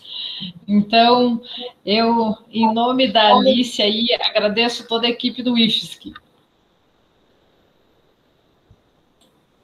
Oi, querida do coração, você sabe que você mora no meu coração, né, Dani? E que eu sou a maior fã sua. Nossa, demais, demais. E ainda vamos estreitar mais ainda essa nossa relação, com certeza. Eu sou apaixonada aí pelo seu trabalho, pelo trabalho do Comatos que vocês fazem aí. E faço parte dessa cadeia solidária. Conta comigo.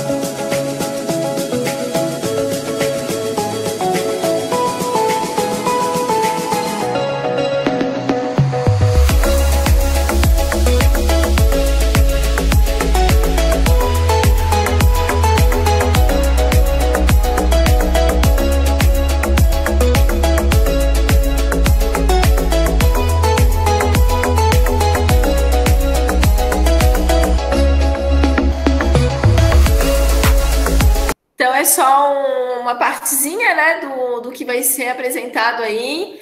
E nesse vídeo ficou muito claro aí um trabalho que eu gostaria de nominar aqui, que é o do Linda Laranja Fotografias, que é do nosso aluno, do Ed, né?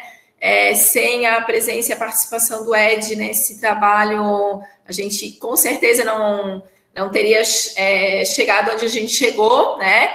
E dizer, né, já um spoiler do que vem para frente, até o final do ano teremos o nosso livro da Uvaia, com receitas de Uvaia publicados, né? Então, é isso aí, né? Com a lista de agricultores, com a lista de ceramistas, né? Onde encontrar, né? Localização. Então, é muito gratificante trabalhar com todos vocês e é muito gratificante saber que temos tantas pessoas também interessadas, né, nesse processo, numa alimentação mais consciente, que vise tanto a qualidade nutricional e a saúde, como também o meio ambiente.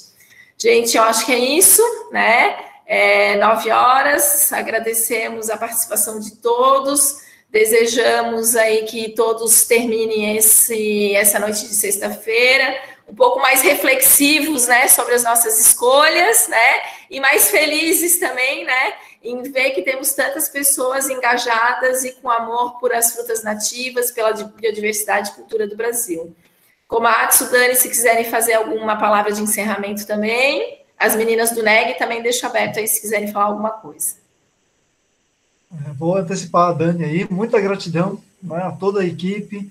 Eu acredito que, começando ali em 2011, experimentando a Uvaia aqui em Urupema, e hoje, né, ver esse festival da Uvaia, né, eu acho que eu também vou chamar de festival, não de mini, tá?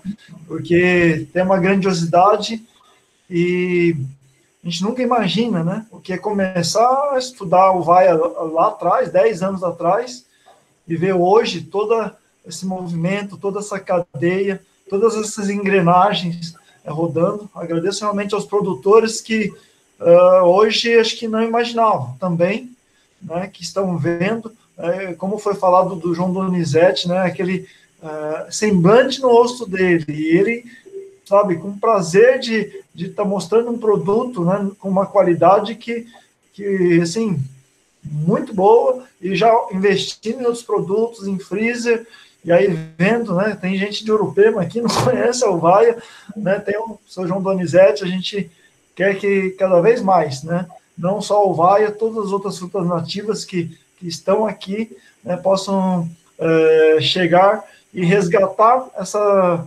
lembrança das infâncias, de muitos que estão hoje, seja mesmo no meio rural, na cidade, possam resgatar e redescobrir e descobrir esses sabores que são, assim, ímpares.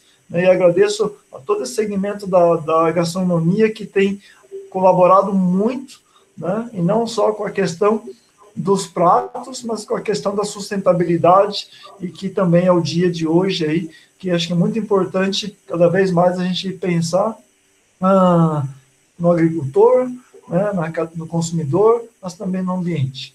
Muita gratidão, parabéns a todos.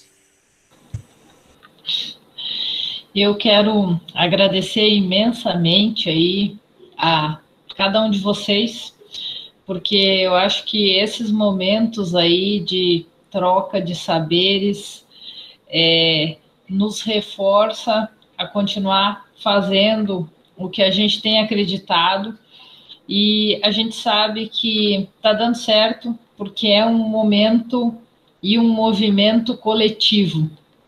Eu acho que nós, separadamente, não faríamos nada.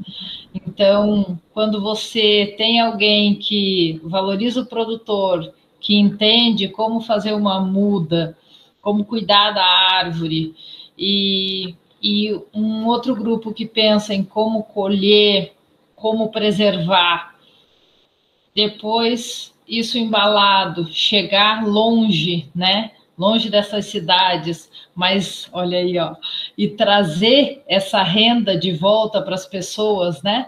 Porque não é só sobre dinheiro, é sobre valorizar, né? São valores que o dinheiro não paga.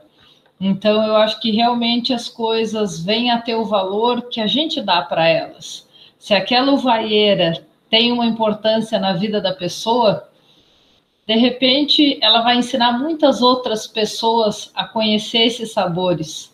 E olha aí, ó, aí vem a provocação para pós-pandemia, para que as pessoas venham nos conhecer, para que as pessoas vacinadas e já livres desse peso, desse vírus, venham conhecer de fato quem são os serranos que cuidam dessas uvaias, né?